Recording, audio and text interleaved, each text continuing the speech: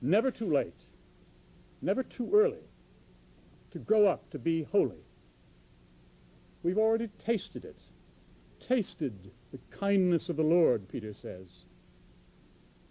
And that's such a haunting thought, I think.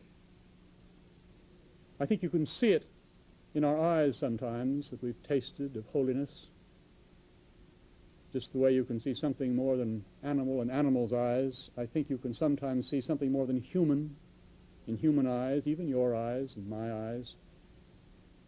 I think we belong to holiness, even when we can't believe it exists anywhere, let alone in us. That's why everybody left that crowded shopping mall, movie theater, in such unearthly silence, I think. It's why it's hard not to be haunted by that famous photograph of the only things that Gandhi owned at his death, which I hope you've seen: his glasses and his watch, his sandals, a bowl and spoon, a book of songs. What does any of us own to match such riches as that? Children that we are, even you and I, who have given up so little, know in our hearts not only that it's more blessed to give than to receive, but it's also more fun. The kind of holy fun that wells up like tears in the eyes of saints. The kind of blessed fun in which we lose ourselves and at the same time begin to find ourselves, to grow up into the selves we were created to become.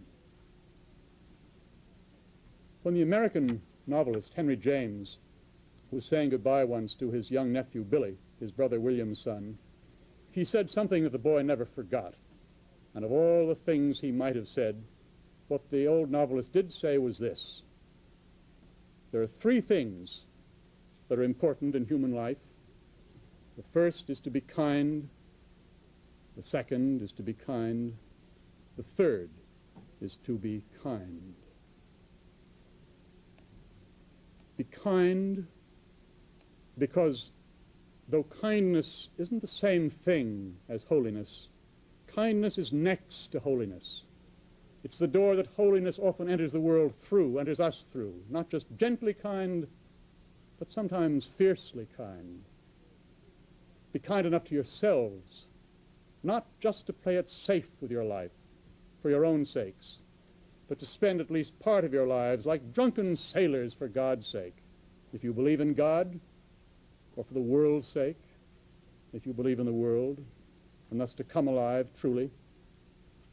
Be kind enough to others to listen beneath the words they speak for that usually unspoken hunger for holiness that I think is part of all of us, because by listening to it and cherishing it, maybe we can help bring it to birth both in them and in ourselves. Be kind to this nation of ours by remembering that New Haven, New Hope, Shalom are the names not just of our oldest towns, but of our holiest dreams, which most of the time are threatened by the madness of no enemy without, as dangerously as they're threatened by our own madness. You've tasted of the kindness of the Lord, Peter wrote in his letter, and ultimately that, of course, is the kindness, the holiness, the sainthood and sanity we're all of us called to, so that we may grow up to salvation at last. We're strangers to each other, you and I, and who knows how many miles apart as I stand at this lectern and you sit there watching your screens. But the sense we have of each other's humanity, even so, the feeling that one way or another, we're all of us here, you in your living rooms and me at this lectern, to give each other our love and God our love. This kind moment itself is a door that holiness enters the world through. May it enter you, may it enter me, to the world's saving. Amen.